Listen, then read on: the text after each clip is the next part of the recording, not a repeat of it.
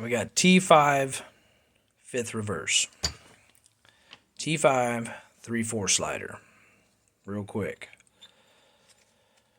See if I can get that right. You see that? 1, 2, 3. They're located. So you cannot make this work with strut keys in any direction you want. It can only go in one direction. Now if I can get it in there.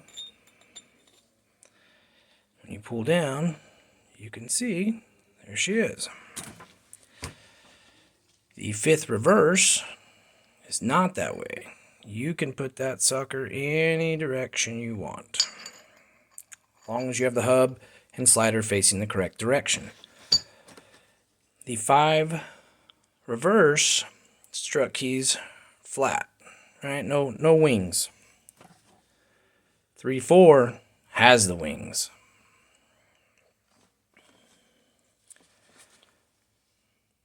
Cut for wings on the 3/4.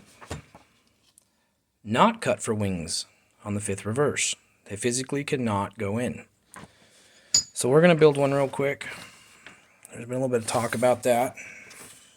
Which way do the springs go? So we'll go with fifth reverse here.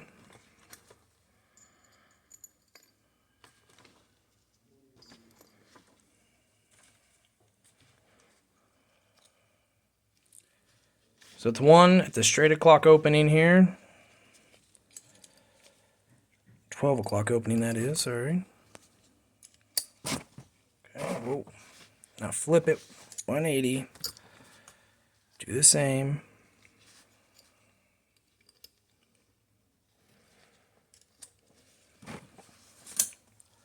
And now, good to go. And you can see, not touching. Let's flip it over. Not touching. You are good to go. 3/4 is the same concept. Except these ones you have wings, right?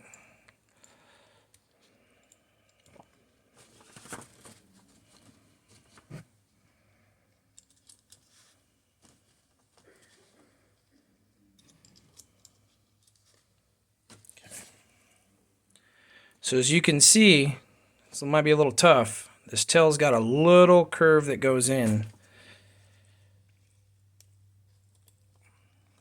The reason that is so it does not hit the hub. If it hits the hub, then the pressure is not adequately on the strut keys.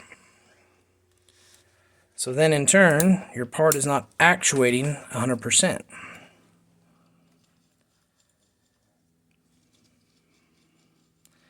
Now, Tremec does mark them. As you can see, there's a slide mark there, right?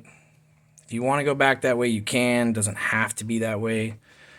Some people think you have to. That's just how they marked them to make sure they go on. And that's it. Got any questions, let me know.